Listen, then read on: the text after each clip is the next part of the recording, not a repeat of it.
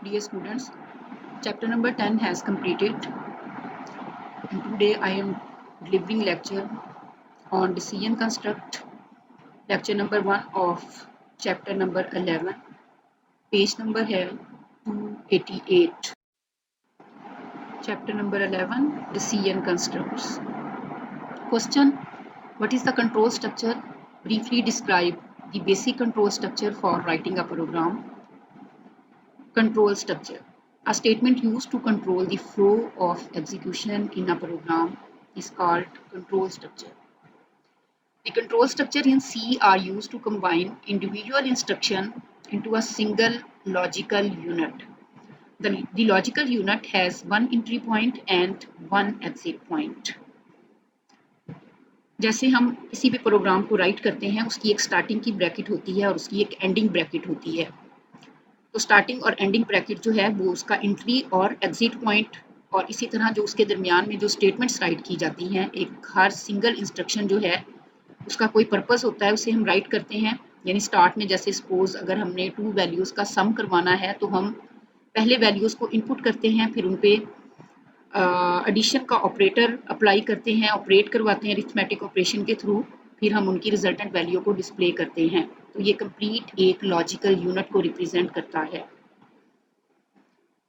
The instruction in a program can be organized in 3 kind of control structure to control execution flow.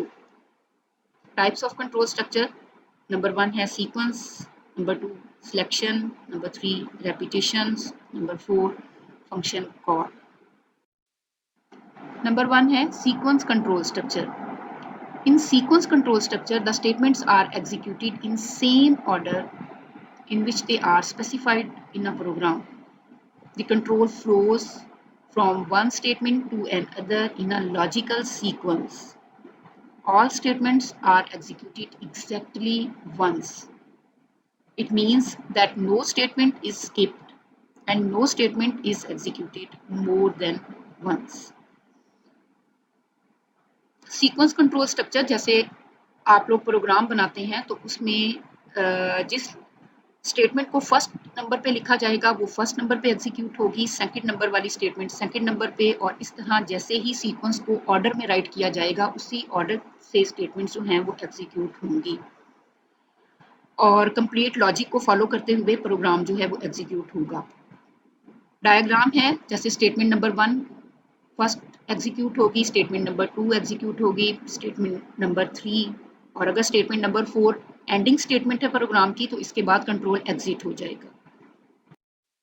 Selection structure: A selection structure selects a statement or a set of statement on the basis of a condition. यानी एक condition को follow किया जाएगा, उस condition की base पे decision किया जाएगा।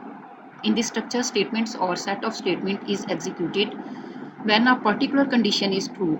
यानी स्टेटमेंट या सेट ऑफ स्टेटमेंट उस सूरत में एग्जीक्यूट होंगी जब कोई कंडीशन जो है ट्रू होगी, and ignored when the condition is false. There are the different type of selection structure. There are if else and switch.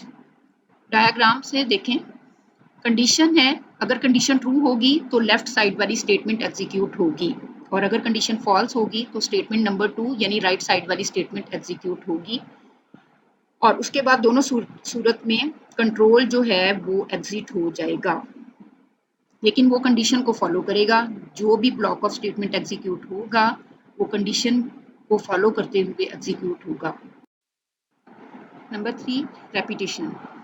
A repetition structure executes a statement or a set of statements repeatedly. It is also known as iteration structure or loop. The repetition structure includes for loop, while loop, and do while loop. Repetition structure में condition को follow किया जाएगा, अगर condition true होगी तो block of statement execute होगा, और in case अगर कंडीशन फॉल्स होगी तो ब्लॉक ऑफ स्टेटमेंट एग्जीक्यूट नहीं होगा बल्कि कंट्रोल प्रोग्राम से एग्जिट हो जाएगा। Number 4, function call. Function call is a type of statement that moves the control to another block of code.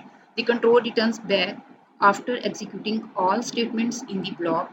The remaining statements are executed immediately after the function call when the control is returned. Left side पे statement number 1, statement number 2, statement number 3 diagram में जो show करवाया गया है, इसमें ये statement number 1 से लेके 3 तक जो हैं ये वॉइड मेन फंक्शन को रिप्रेजेंट कर रही हैं, और जो राइट साइड पे है ये एक ब्लॉक ऑफ कोड है। मेन बॉडी प्रोग्राम की स्टेटमेंट नंबर 1 एग्जीक्यूट होने के बाद कंट्रोल स्टेटमेंट नंबर 2 पे आएगा। यहाँ पर उसको फंक्शन कॉल का जब मैसेज मिलेगा तो कंट्रोल यहाँ से राइट साइड वाले ब्लॉक ऑफ कोड को एग्जीक्यूट करने की तरफ कंट्रोल ट्रांसफर हो जाएगा और पूरे ब्लॉक ऑफ कोड को एग्जीक्यूट करेगा।